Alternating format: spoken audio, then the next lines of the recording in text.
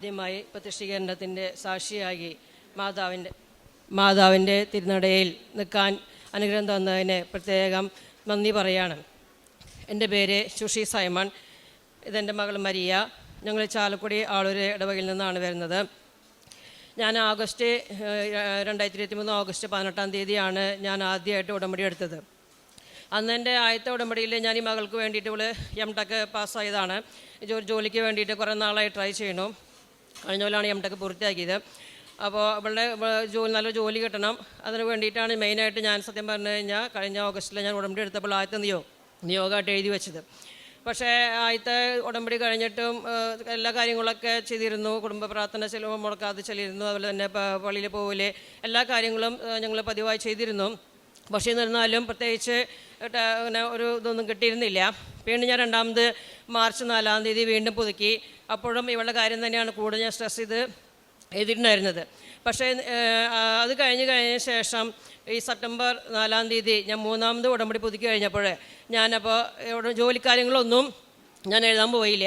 ഞാൻ ആദ്യം തന്നെ പ്രതിഷ്ഠീകരണത്തിൻ്റെ സാക്ഷിയാക്കിയിട്ട് എന്നെ മാറ്റണേ എന്നാണ് ഞാൻ ആദ്യമായിട്ട് ഉടമ്പടി എഴുതി വെച്ചത്. അതുപോലെ തന്നെ ജോസഫച്ചൻ പറയാറുള്ളത് പോലെ തന്നെ നമ്മൾ മറ്റുള്ളവർക്ക് വേണ്ടിയിട്ടാണ് നമ്മൾ നിയോഗങ്ങൾ വയ്ക്കേണ്ടത്, നമ്മുടെ കാര്യങ്ങൾക്കല്ല എന്ന് പറഞ്ഞു കഴിഞ്ഞപ്പോൾ മറ്റുള്ള നിയോഗങ്ങളൊക്കെ ഞാൻ എൻ്റെ മറ്റ് ബന്ധുക്കൾക്ക് വേണ്ടിയിട്ടും അറിയുന്നവർക്കൊക്കെ വേണ്ടിയിട്ടാണ് എഴുതിയത്. അതുപോലെ തന്നെ ഞാൻ ഇവരോടും പറഞ്ഞു, അച്ഛൻ പറയാറുണ്ടല്ലോ മക്കൾക്ക് അനുഗ്രഹം കിട്ടണമെന്നുണ്ടെങ്കിൽ അവർ തന്നെ സാക്ഷ്യപ്പെടുത്തണം, അവർ തന്നെ ഉടമ്പടി എടുക്കണമെന്ന്. അപ്പോൾ ഞാൻ ഇവരോട് പറഞ്ഞു, നമുക്കും നീയും ഉടമ്പടി എടുത്തോ, ഞാൻ ഉടമ്പടി പുതുക്കുകയും ചെയ്യാം എന്നുള്ള ധാരണയിൽ ഞങ്ങൾ സെപ്റ്റംബർ 4 ഈ മാസം സെപ്റ്റംബർ 4 ഇവിടെ വന്ന് ഞാൻ രണ്ടാമത് ഉടമ്പടി പുതുക്കുകയും ഇവിടെ ഉടമ്പടി എടുക്കുകയും ചെയ്തു. അത് കഴിഞ്ഞ ശേഷം ഇവിടെ ഒരു 1-2 ടെസ്റ്റിന് പോവുകയൊക്കെ ചെയ്തിരുന്നു.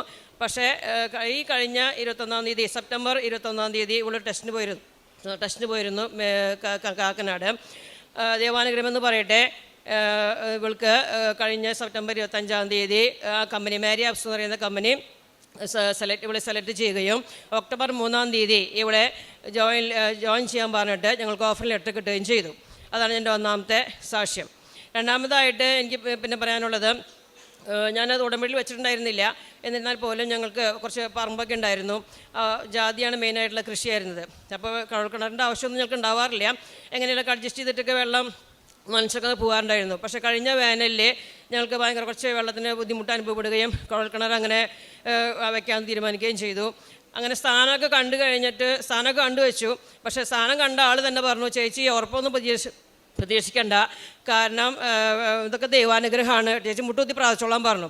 ഇത് കേട്ടപ്പോൾ തന്നെ ഞങ്ങൾക്ക് ടെൻഷനായി. കാരണം കാശ് പോകുന്നതിനേക്കാളും ഉപരിയായിട്ട് വെള്ളം കിട്ടിയില്ലെങ്കിൽ അതൊരു ബുദ്ധിമുട്ടാവില്ലേ എന്നൊക്കെ വിചാരിച്ചിട്ട് കുഴൽക്കിണർ കുഴിക്കണേൻ്റെ തലേ ദിവസം ഞാൻ വന്ന് ഉപ്പിട്ട് പ്രാർത്ഥിക്കുകയും വിശ്വാസപ്രമാണവും പ്രതിഷ്ഠ പ്രാർത്ഥനയൊക്കെ ചെല്ലിൻ്റെ അടിസ്ഥാനത്തിൽ അവർ 250 അടിയിലാണ് വെള്ളം മിക്കവാറും കാണുള്ളൂ എന്നാണ് പറഞ്ഞത്. പക്ഷേ 225 ആകുമ്പോഴേക്കും നല്ല രീതിയിൽ തന്നെ വെള്ളം മറ്റേ ഫോഴ്സിൽ വെള്ളം മുകളിലേക്ക് വരികയും അവർ തന്നെ പറഞ്ഞു 250 അടി താഴ്ത്തണ്ട, അല്ലാണ്ട് തന്നെ നിങ്ങൾക്ക് വെള്ളം ഇഷ്ടംപോലെ ആയെന്ന് പറഞ്ഞു.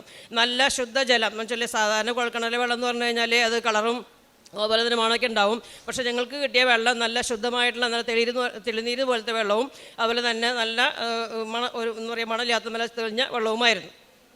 മൂന്നാമതായിട്ട് എനിക്ക് സാക്ഷ്യം പറയാനുള്ളത്, 3ാമത്തെ ഉടമ്പടിയിൽ ഞാൻ വെച്ചിട്ടുണ്ടായിരുന്നത്, എൻ്റെ ഒരു സുഹൃത്തായിട്ടുള്ള ഒരു ടീച്ചർ, അവൾ ഹിന്ദു ആണ്. ആൾക്ക് ലങ്സിന് ഇൻഫെക്ഷനായിട്ട് ഹോസ്പിറ്റലിൽ അഡ്മിറ്റ് ആയിരുന്നു. കുറച്ച് സീരിയസ് പോലെ കണ്ടീഷനിലേക്ക് വന്നു. അപ്പോൾ ഞാൻ ഈ പറഞ്ഞ പോലെ നമ്മൾ മറ്റുള്ളവർക്ക് വേണ്ടി പ്രാർത്ഥിക്കണം എന്നുള്ള നിയോഗത്തിൽ ഞാൻ ആ ഉടമ്പടിയിൽ ഞാൻ പ്രത്യേകം എഴുതിയിട്ടുണ്ടായിരുന്നു. എത്രയും വേഗം ടീച്ചറുടെ അസുഖം മാറി എത്രയും വേഗം ഹോസ്പിറ്റലിൽ നിന്ന് ഡിസ്ചാർജ് ചെയ്യണമെന്ന് ആഗ്രഹിച്ച് പ്രാർത്ഥിച്ചിരുന്നു. അതിൻ്റെ ഫലമായിട്ട് ടീച്ചറുടെ അസുഖം ഭേദമാവുകയും ടീച്ചർ വേഗം തന്നെ ഡിസ്ചാർജ് ചെയ്ത് ടീച്ചർക്ക് വീട്ടിൽ പോകാൻ സാധിക്കുകയും ചെയ്തു. അതുപോലെ തന്നെ പിന്നെ എനിക്ക് വേറെ കാര്യം പറയാനുള്ളത് എൻ്റെ അമ്മയുടെ കാര്യമാണ്. എൻ്റെ അമ്മ ഒരു കിഡ്നി പേഷ്യൻ്റ് ആയിരുന്നു. ആൾക്ക് പല അസുഖങ്ങളും, ശ്വാസം മുട്ടും കിഡ്നി ഡയാലിസിസ് ഒക്കെ ചെയ്തിട്ടുള്ള കണ്ടീഷനിലിരിക്കുന്ന ഒരാളായിരുന്നു. അപ്പോൾ വീട്ടിലാണെങ്കിൽ അങ്ങനെ സഹോദരന്മാരൊക്കെ നാട്ടിലില്ലാത്തതുകൊണ്ടും താഴെയുള്ള ആങ്ങളെയാണ് വന്നിട്ട് അമ്മേനെ നോക്കുകയൊക്കെ പോയി ചെയ്തിരുന്നത്. ഞാനും ഇടയ്ക്ക് പോയി നോക്കും, ഇടയ്ക്ക് അമ്മനെ കൊണ്ടുവന്ന് ഇവിടെ എൻ്റെ വീട്ടിലൊന്ന് നോക്കുകയൊക്കെ ചെയ്യാറുണ്ട്. അപ്പോൾ കുറച്ചിങ്ങനെ കിഡ്നി ഫംഗ്ഷൻ കുറഞ്ഞു തുടങ്ങിയ അവസ്ഥയിൽ എനിക്ക് മനസ്സിലെപ്പോഴും പ്രാർത്ഥന ഉണ്ടായിരുന്നു, അമ്മേനെ കിടപ്പിലാക്കരുതെന്നും കഷ്ടപ്പെടാതെ തന്നെ അമ്മ ജീവിക്കുന്ന ഒരു ആഗ്രഹം ഉണ്ടായിരുന്നു. കഴിഞ്ഞ മെയ് 29 അമ്മയ്ക്ക് പ്രത്യേകിച്ച് വലിയ കാരണമുണ്ടായില്ല.